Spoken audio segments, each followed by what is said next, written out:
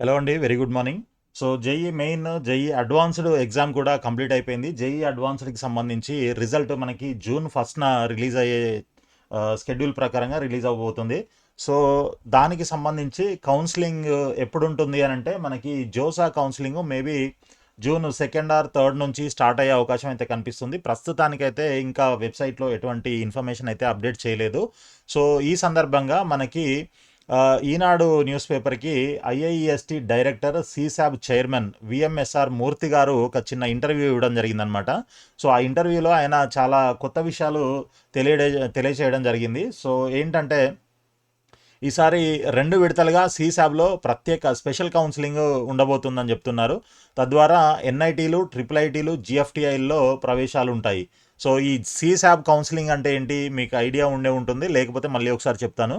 So, JoSAA counselling అనేది మీకు ముందుగా ఉంటుంది. జోసా కౌన్సెలింగ్‌లో IITs, NITs, triple IITs, GFTIs వీటిల్లో ఉన్నటువంటి సీట్లకు జరిగే కౌన్సెలింగ్ జోసా కౌన్సెలింగ్ అనమాట. ఓకే.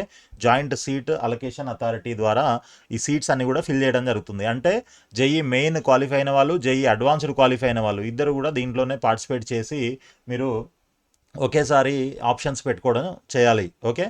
సో, దాంట్లో మీకు జేఈఈ అడ్వాన్స్డ్ క్వాలిఫై అయిన వాళ్ళకి మాత్రమే ఐఐటి ఆప్షన్స్ కనిపిస్తూ ఉంటాయి. ఒకవేళ అది మీరు క్వాలిఫై అవ్వకపోతే ఓన్లీ జేఈఈ మెయిన్ మాత్రమే క్వాలిఫై అయ్యారు అని అంటే మీకు ఎన్ఐటీస్, ట్రిపుల్ ఐటీస్, జీఎఫ్టీఐస్ మాత్రమే కనిపిస్తూ ఉంటాయి. ఓకే. సో, మీ ఎలిజిబిలిటీని బట్టి మీకు ఉండే ఆప్షన్స్ అక్కడ విజిబుల్గా ఉంటాయి. వాటిలో నుంచి మీరు వెబ్ ఆప్షన్స్ చాయిస్ ఫిల్లింగ్ అనేది చేసుకోవాల్సి ఉంటుంది. ఓకే. సో, అయితే ఈ సందర్భంగా మనకి వీరు చెప్పిన విషయం ఏంటి అని అంటే, ఈయన లాస్ట్ 2 ఇయర్స్ కింద ఐఏఎస్టీకి డైరెక్టర్గా నియమించబడ్డారు. అదేవిధంగా రీసెంట్గా ఓకే ఈ సీసాబ్ చైర్మన్గా నియమితులయ్యారనమాట. సో, దాని సందర్భంగా ఆయన మనకి ఈ విషయాలు అయితే చెప్పారు. కొత్తగా మనకి ఒక 9 జిఎఫ్టిఐలు వస్తున్నాయని చెప్పి చెప్తున్నారనమాట. 9 జిఎఫ్టిఐలు అని అంటే మీరు ఆలోచించండి. దాంట్లో ఒక్కొక్క దాంట్లో కనీసం 500 నుంచి 1000 సీట్లు ఉండే అవకాశం ఉంటుంది. అంటే ఈ లెక్కన మనకి ఎన్ని సీట్లు పెరుగుతాయనేది ఆలోచించండి. ఓకే. సో, లాస్ట్ ఇయర్ మనకి ఈ సీసాబ్‌లో అంటే సీసాబ్ కౌన్సిలింగ్కి వచ్చేసరికి ఐఐటీస్ ఉండవు. ఓకే. ఐఐటీస్ ఓన్లీ జోసా కౌన్సిలింగ్లో మాత్రమే ఉంటాయి. అక్కడ ఏమైనా సీట్లు మిగిలిపోతే ఓకే ఈ ఎవరైతే ప్రిపరేటరీ ర్యాంక్ వచ్చి ఉంటారో అలాంటి వాళ్ళకి ఆ సీట్లు కేటాయించడం జరుగుతుంది. సో, ప్రిపరేటరీ ర్యాంక్ సంబంధించి దాని డీటెయిల్స్, అది అసలు ఏంటి, ప్రిపరేటరీ ర్యాంక్ అంటే ఏంటి, ఇవన్నీ కూడా మనము ఇంకొక వీడియోలో క్లియర్గా మాట్లాడుకుందాము. సో, ప్రస్తుతానికి ఈ సీసాబ్ కౌన్సిలింగ్ గురించి మాట్లాడుతున్నాం కాబట్టి దీంట్లో జోసా అయిపోయిన తర్వాత మిగిలిపోయిన సీట్లు ఏవి, ఎన్ఐటీస్, ట్రిపుల్ ఐటీస్, జీఎఫ్టీఐస్ వీటిల్లో మిగిలిపోయిన సీట్లకి ఇక్కడ సీసాబ్లో కౌన్సిలింగ్ చేయడం జరుగుతుందన్నమాట. అది ఒక 2 విడతలు ఉంటుందని చెప్తున్నారు. అయితే ఇక్కడ చూడండి, లాస్ట్ ఇయర్ ఇవి 105 ఇన్స్టిట్యూషన్స్ ఉన్నాయి. ఈసారి ఈ 9 కొత్తగా యాడ్ అవుతున్నాయి. ఈ 9 ప్లస్ ఈ 105 మొత్తం కలిపితే 114 ఇన్స్టిట్యూషన్స్ అవుతున్నాయి. NITs, triple ITs, GFTIs. So, వీటిల్లో మొత్తం కలిపి 48,000 సీట్స్ ఉంటాయన్నమాట. ఓకే. 48,000 సీట్స్ ఉంటాయి వీటన్నిటిలో కలిపి. So, last year JoSAA counselling అయిపోయిన తర్వాత ఈ ఇన్స్టిట్యూషన్స్లో మిగిలిపోయిన సీట్లు ఎన్ని తెలుసా?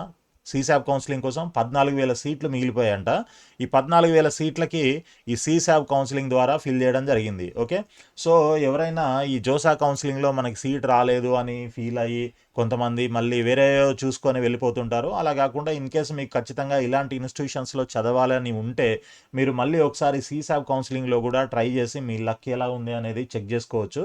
సో, అలా మీరు సీసాబ్ కౌన్సిలింగ్కి పార్టిసిపేట్ చేసినట్లయితే అక్కడ మీకు ఏదైనా ఛాన్స్ ఉంటే డెఫినెట్గా మంచి కాలేజీలో సీట్ రావడానికి అవకాశం ఉంటుంది. జోసా కౌన్సిలింగ్లోనేమో కేటగిరీ ర్యాంకుతోని మీకు సీట్ అలాట్మెంట్స్ చేస్తారు. ఇక్కడికి వచ్చేసరికి అది 6 రౌండ్స్ ఉంటుంది. ఓకే. ఇక్కడికి వచ్చేసరికి ఏంటి, మీకు అందరికీ ఆల్ ఇండియా కోటా ర్యాంకే ఉంటుంది. కోర్స్ కేటగిరీస్ ఉంటాయి, రిజర్వేషన్స్ ఉంటాయి. బట్ ఆల్ ఇండియా ర్యాంక్తోని మీకు సీట్ అలాట్మెంట్ అనేది జరుగుతూ ఉంటుంది. అయితే మనకి మరి జోసా కౌన్సిలింగ్ ఎప్పుడు ఉంటుంది అని అంటే, జనరల్గా మనకి ఈ జేఈఈ అడ్వాన్స్డ్ రిజల్ట్ మనకి జూన్ 1న రాబోతుంది. దాని తర్వాత మేబీ ఇమీడియట్గా 2వ తారీఖు కానీ 3వ తారీఖు కానీ జోసా కౌన్సిలింగ్ అయితే స్టార్ట్ అవ్వచ్చు. సో, అప్పటి నుంచి మనకి జూలై 24వ తారీఖు వరకు ఈ జోసా కౌన్సిలింగ్ ఉండే అవకాశం ఉంటుందన్నమాట. ఓకే. జూలై 24 వరకు అంటే మొత్తం 6 రౌండ్స్ ఉంటాయి కాబట్టి నేను మన ప్రీవియస్ వీడియోలో అసలు దీని షెడ్యూల్ ఎలా ఉంటుంది, ప్రొసీజర్ ఎలా ఉంటుంది, ప్రాసెస్ ఇవన్నీ కూడా క్లియర్గా ఎక్స్ప్లెయిన్ చేశాను. ఆ వీడియో చూస్తే మీకు ఒకసారి అర్థమవుతుంది. సో, బట్ ఈ సంవత్సరం ఇంకా షెడ్యూల్ అయితే రాలేదు. నేను లాస్ట్ ఇయర్ షెడ్యూల్‌తోని మీకు అదంతా ఎక్స్‌ప్లెయిన్ చేశాను కదా! సో, అది చూసినట్లయితే మీకు డెఫినిట్‌గా క్లియర్‌గా అర్థమవుతుంది. ఈసారి మళ్ళీ షెడ్యూల్ వచ్చిన తర్వాత దాని మీద కూడా మీకు ఇంకొక వీడియో చేసి ఎప్పుడెప్పుడు ఏమేం చేయాలి, ఎలా చేయాలి అనేది కూడా అన్నీ క్లియర్‌గా ఎక్స్‌ప్లెయిన్ చేస్తాను. సో, మనకి జోసా కౌన్సెలింగ్ జూలై 24th వరకు ఉంటుంది. దాని తర్వాత మళ్ళీ మనకి ఈ జూలై 22వ తారీఖు నుంచి ఆగస్టు 18 వరకు ఈ సీసాబ్ కౌన్సిలింగ్ ఉండే అవకాశం ఉంటుందన్నమాట. కాబట్టి ఎవరైనా సీసాబ్‌లో పార్టిసిపేట్ చేయాలనుకుంటే కూడా చేసుకోవచ్చు జోసా అయిపోయిన తర్వాత. ఇన్ కేస్ అలా ఎవరైనా జోసా అండ్ సీసాబ్ కౌన్సిలింగ్‌లో మీరు పార్టిసిపేట్ చేయాలనుకుంటే మీకు ఏదైనా అసిస్టెన్స్ కావాలి, ఈ కౌన్సిలింగ్‌కి సంబంధించిన గైడెన్స్ కావాలి అని అంటే మన దగ్గర మెంటర్‌షిప్‌లో మీరు జాయిన్ అవ్వచ్చు. సో, మీకు రిజిస్ట్రేషన్ ప్రాసెస్ దగ్గర నుంచి documents, choice filling, locking, freeze, float, slide options, అదేవిధంగా seat acceptance fee, partial admission fee ఇట్లాంటివన్నీ కూడా మీకు 100% మీకు గైడెన్స్‌తో పాటు సర్వీస్ కూడా ప్రొవైడ్ చేయడం జరుగుతుంది. అనంటే కంప్లీట్‌గా మీ తరపున మేమే మీకు అన్నీ చేసి పెడతామనమాట. ఎండ్ టు ఎండ్ సపోర్ట్ అయితే ప్రొవైడ్ చేస్తాము. సో, మీరు కాలేజీలో జాయిన్ అయ్యేంత వరకు కూడా మీకు గైడెన్స్ ప్రొవైడ్ చేయడం జరుగుతుంది. సో, మీరు అలా ఎవరికైనా కావాలి అని అంటే గైడెన్స్ తప్పకుండా మన ఆఫీస్‌కి డైరెక్ట్‌గా విజిట్ చేయొచ్చు.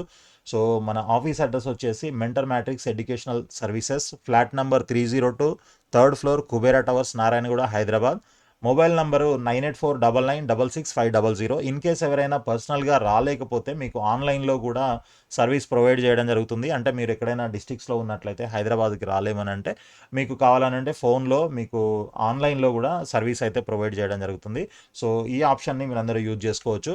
ఇక మనకి ఇంకా కొన్ని డీటెయిల్స్ కూడా ఉన్నాయి చూడండి. జేఈఈ అడ్వాన్స్డ్ మెయిన్‌లో ఉత్తమ ర్యాంకులు పొందిన వారు జాయింట్ సీట్ అలొకేషన్ ఇదంతా ఇప్పటిదాకా ఎక్స్‌ప్లెయిన్ చేసిందే.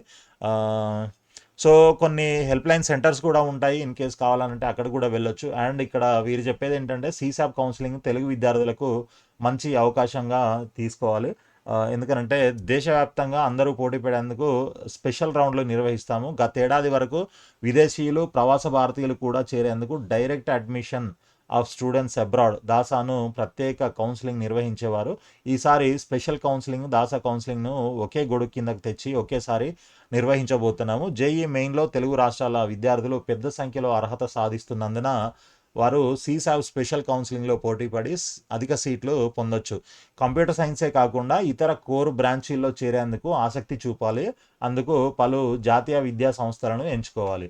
సో, మీరు చూసుకున్నట్లయితే అన్ని ఐఐటీస్ గానీ, లేకపోతే ఎన్ఐటీస్‌లో గానీ మీకు మాక్సిమం సీట్స్ అన్నీ ఈక్వల్‌గా ఉంటాయి దాదాపు. ఓకే. ఈ కంప్యూటర్ సైన్సే ఎక్కువ ఇప్పుడు మన లోకల్ తెలంగాణలో తీసుకుంటే ఏ కాలేజ్ తీసుకున్నా కూడా కంప్యూటర్ సైన్స్ వాటి రిలేటెడ్ బ్రాంచెసే ఉంటాయి. ఆ సీట్లే ఎక్కువ ఉంటాయి మొత్తం అన్నీ కలిపి. సో, ఇందులో అలా కాకుండా అన్నీ ఈక్వల్‌గా డైవర్సిఫై అయ్యి ఉంటాయన్నమాట. సో, అన్ని కోర్ బ్రాంచెస్ కూడా తీసుకోవచ్చు మీరు. ఎందుకనంటే ఈ ఇన్‌స్టిట్యూషన్స్ నార్మల్ ఇన్‌స్టిట్యూషన్స్ కాదు. వీటిని ఇన్‌స్టిట్యూట్ ఆఫ్ నేషనల్ ఇంపార్టెన్స్ అంటారు వీటన్నిటిని కూడా. ఐఐటీస్ గానీ, ఎన్ఐటీస్ గానీ, ట్రిపుల్ ఐటీస్, జీఎఫ్టీఐస్ వీటన్నిటిని కూడా ఇన్‌స్టిట్యూషన్స్ ఆఫ్ నేషనల్ ఇంపార్టెన్స్ అంటారు. సో, వీటి తర్వాతనే ఇంకా ఏ ఇన్‌స్టిట్యూషన్స్ అయినా కూడా వాటికి ఉండే వాల్యూ వాటికి ఉంటుంది డెఫినెట్‌గా. ఇన్ కేస్ మరీ కొత్తవి కొన్ని ఉన్నాయి, కొన్నిట్లో సరిగా బాగా లేవు అని అనుకున్న వాటిని వదిలేసుకోవచ్చు. అంతకంటే మంచివి ఏవైనా మీకు లోకల్ ఇంజినీరింగ్ కాలేజెస్ కానీ, లేదనంటే డీమ్డ్ టు బి యూనివర్సిటీస్ కానీ, ప్రైవేట్ యూనివర్సిటీస్ కానీ మంచివి ఏవైనా వస్తే మేబీ అటు కూడా వెళ్ళొచ్చు, వెళ్ళొద్దనట్లేదు. బట్ వీటిల్లో చేస్తే వాటికి ఉండే వాల్యూ డిఫరెంట్‌గా ఉంటుంది. నెక్స్ట్ లెవెల్‌లో ఉంటుంది. అండ్ అక్కడ ఉండే అటువంటి టీచింగ్ మెథడ్స్ గానీ, లేకపోతే అక్కడ ఉండేటువంటి రీసెర్చ్ గానీ, అక్కడ ఉండేటువంటి ఎక్స్‌పోజర్ గానీ, సర్కిల్ గానీ, ఇవన్నీ గూడా మీ యొక్క నాలెడ్జ్‌ని, ఎక్స్‌పోజర్‌ని పెంచడానికి చాలా ఉపయోగపడతాయన్నమాట. సో, ఇట్లాంటివన్నీ గూడా మీరు ఒకసారి ఆలోచించి ఎలాంటి తీసుకోవాలి, ఏంటి, ఏ ఏ ఇన్‌స్టిట్యూషన్ వదిలేయాలి, ఏ ఇన్‌స్టిట్యూషన్‌కి వెళ్ళాలి, ఏ బ్రాంచ్ తీసుకోవాలి, ఇట్లాంటివన్నీ గూడా మీరు జాగ్రత్తగా ఆలోచించి నిర్ణయం తీసుకోమని చెప్తున్నాను. సో, ఇది మనకి ప్రస్తుతానికి ఉన్నటువంటి అప్డేట్. ఇలాంటి అప్డేట్స్ అన్నీ గూడా మనకి రెగ్యులర్‌గా వస్తుంటాయి కాబట్టి మీరు ఛానెల్‌ని సబ్స్క్రైబ్ చేసి ఫాలో చేస్తూ ఉండండి. అదేవిధంగా ఈ వీడియోని లైక్ చేసి మీ ఫ్రెండ్స్ కూడా షేర్ చేయండి. ఆల్ ది బెస్ట్ అండి. Thank you so much for watching the video.